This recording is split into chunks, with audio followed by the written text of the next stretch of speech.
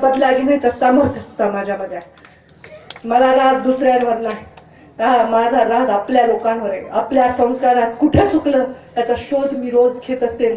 आज स्वर्गामध्ये अण्णा सुद्धा आणि बाबा सुद्धा त्यांना माहिती नसेल की हे काय, त्यांच्याही जीवाला हे आवडत नाही याचा मला पूर्ण विश्वास. मी लढते त्या लढाईवर तुमच्यासाठी. या बीड जिल्ह्याला कुणाच्या दारात बांधायचं नाही म्हणून एक स्वाभिमानी नेतृत्व म्हणून मी लढत आहे. हे लढत असताना मला तुमचा आशीर्वाद द्या. मला सगळ्यांनी घेरलं, मला सगळ्यांनी काय म्हणलं, माझ्यावर किती आरोप झाले तरी तुमच्या डोळ्यामध्ये जोपर्यंत मी गुन्हेगार नाही माझी शक्ती कमी होणार नाही. छोट्या छोट्या वाक्यांनी मोठे मोठे युद्ध निर्माण झाले, मोठे मोठे तात्कालिक कारण निर्माण झाले. माझ्या वडिलांचा मृत्यूनंतरही असा वापर करणाऱ्या लोकांना आता या जिल्ह्यामध्ये प्रवेश तुम्ही देणार आहात का? या जिल्ह्यामध्ये त्यांच्या पक्षाला किती स्थान देणार आहे त्याच्याबद्दल मला तुम्हाला प्रश्न विचारायचा आहे. मी तुमची सेवा करणार, तुमच्या जिल्ह्याचं मी वैभव वाढवणार, या जिल्ह्याचं नाव मोठं मी करणार. त्याच्यासाठी रात्रीचा दिवस आणि दिवसाची रात्र मी करणार. पण राजकारणाची लढाई मर्दासारखी लढणारी एकमेव स्त्री मी आहे. हे मर्दाची लढाई नाही आहे.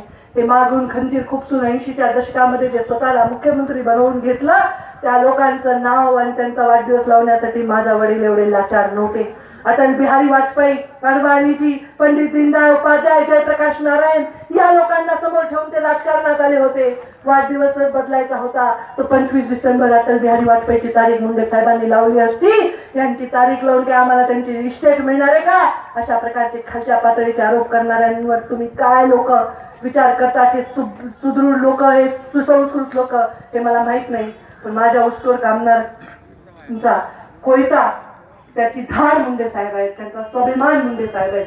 ते कधीच मुंडे साहेबांचं प्रेम कधीही मागे पडू देणार नाही.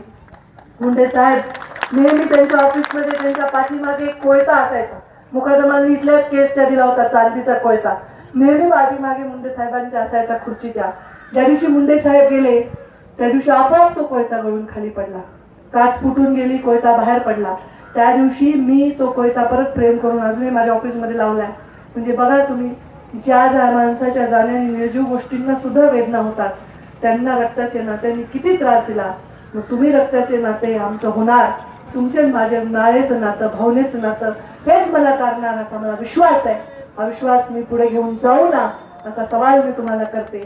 जाणार असाल माझ्या बरोबर विश्वासाने पुढे तर आपले हात वर करा आणि तुम्ही मला शब्द द्या की या लढ्यामध्ये माझ्या बरोबर तुम्ही राहाल आणि हाताच्या मुठीवरून मुंडे साहेबांच्या नावाने घोषणा द्या, अमर रहे